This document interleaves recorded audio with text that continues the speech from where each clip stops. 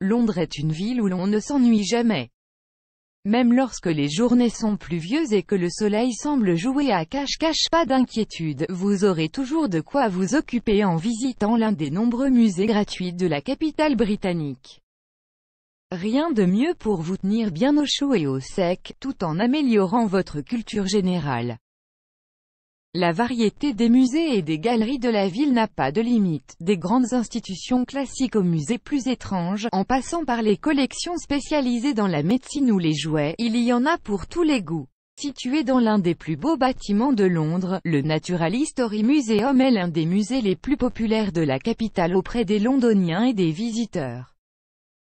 Le musée, consacré à la planète Terre et à l'évolution des différentes formes de vie, propose une collection étonnante d'animaux, fossiles, roches, minéraux et plantes.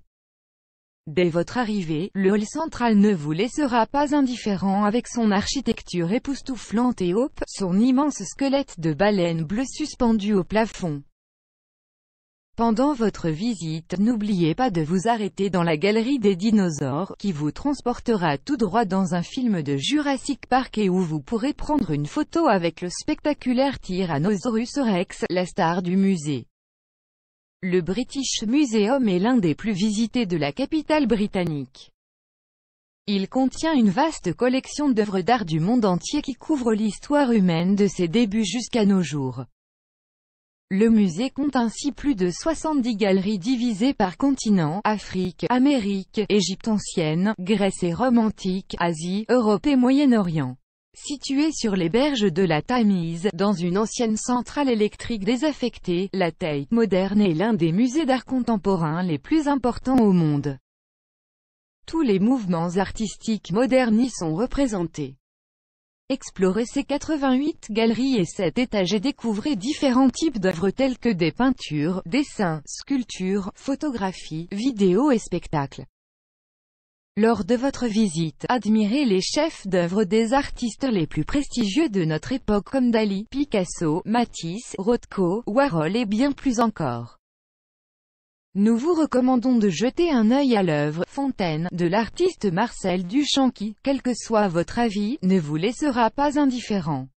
Londres se situe au sud de l'Angleterre, elle est la capitale politique et économique du Royaume-Uni.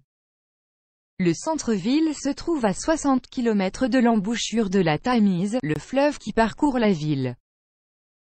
Sa situation privilégiée au sud-est de l'Angleterre lui a été très bénéfique, puisque pendant longtemps, ce fut la région la plus riche et peuplée du pays. Les origines de la ville n'a été édifiée qu'après la conquête romaine. La domination romaine a commencé au 1er siècle après Jésus-Christ et a pris fin au 5e siècle après Jésus-Christ, lorsque s'est effondré l'Empire. Au IIIe siècle, Londinium et son port abritaient une population plus importante comptant quelques 500 000 habitants. Ruinée par les invasions anglo-saxonnes au Ve siècle, c'est au VIIe siècle que la ville est devenue le siège épiscopal et la capitale du petit royaume d'Essex. Les incursions scandinaves au IXe siècle ont entraîné l'implantation des colons danois dans le voisinage, ce qui a finalement encouragé l'esprit entrepreneurial et le sens du commerce dans la zone, devenant ainsi le premier centre urbain du pays. Sa richesse attira les rois scandinaves et danois qui assiégèrent la ville et l'obligèrent à payer un tribut. Depuis 1067, la ville a exercé les mêmes droits qu'un comté, ne dépendant que de l'autorité royale. La tour de Londres remonte à cette époque. En 1191, la ville s'est constituée telle une municipalité, corporation, en remplaçant le port-trève par la fonction de maire. En 1215, Londres a eu le privilège d'élire son maire chaque année.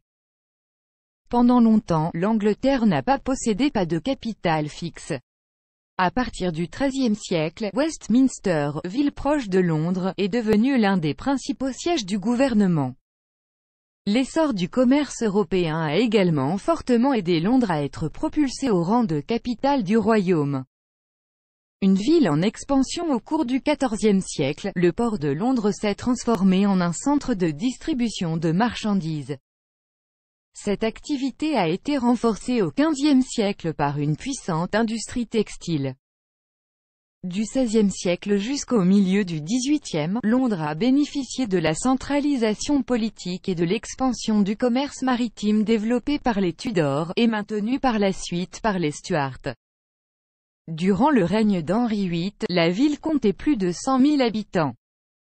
Au milieu du XVIIe siècle, sa population approchait les 500 000 personnes.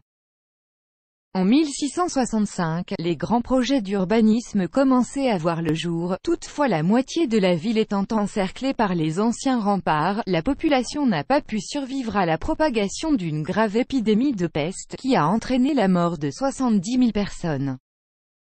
L'année suivante, un gigantesque incendie a ravagé les 4/5 de la ville.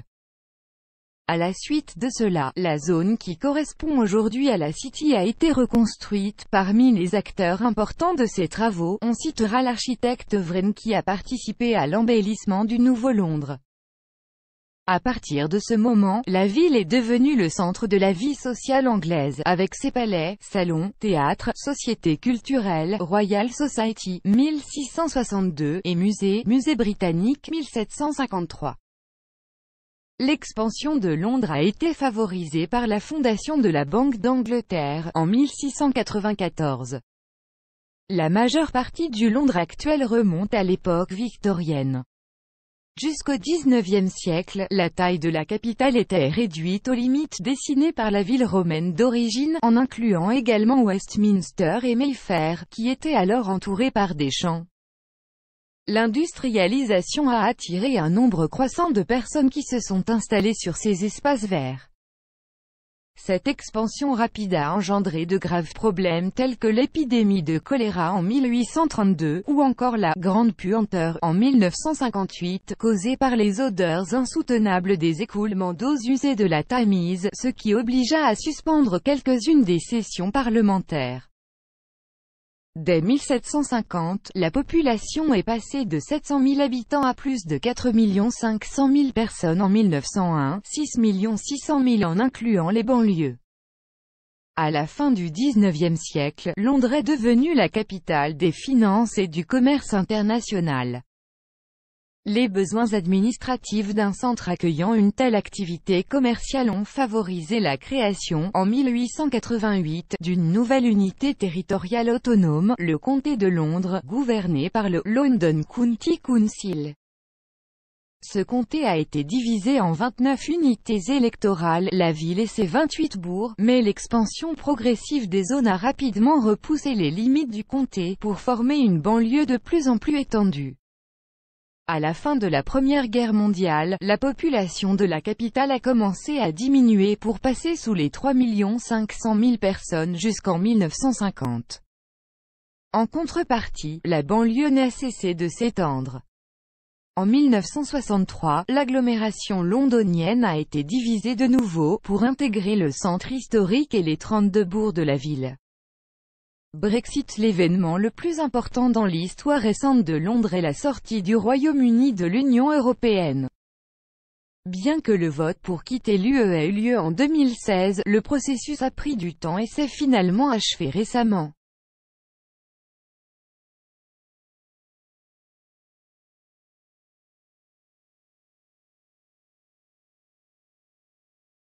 Climat. Londres bénéficie de plus d'ensoleillement qu'on ne pourrait le croire. Mieux vaut cependant toujours sortir avec son parapluie. La période idéale pour visiter Londres sous le soleil se situe entre mai et août. Sachez toutefois que les journées ensoleillées peuvent être ponctuées de fortes averses. Le printemps et l'automne ont aussi leur charme. Les journées sont fraîches mais le ciel est souvent dégagé, le soleil se reflète à merveille dans la Tamise et dans les façades des édifices au crépuscule. Il neige très rarement en hiver et le thermomètre n'affiche presque jamais moins de 0 degrés Celsius.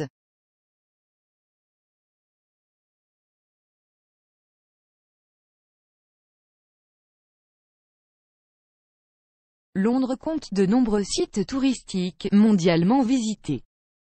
La ville accueille chaque année 28 millions de visiteurs en quête de culture, d'histoire, de restaurants raffinés, de boutiques de luxe ou de vie nocturne animée. Le transport public, efficace et facilement accessible, est une des clés du succès de la capitale anglaise. Le visiteur se familiarise rapidement avec le métro londonien, aussi appelé Underground ou The Tube.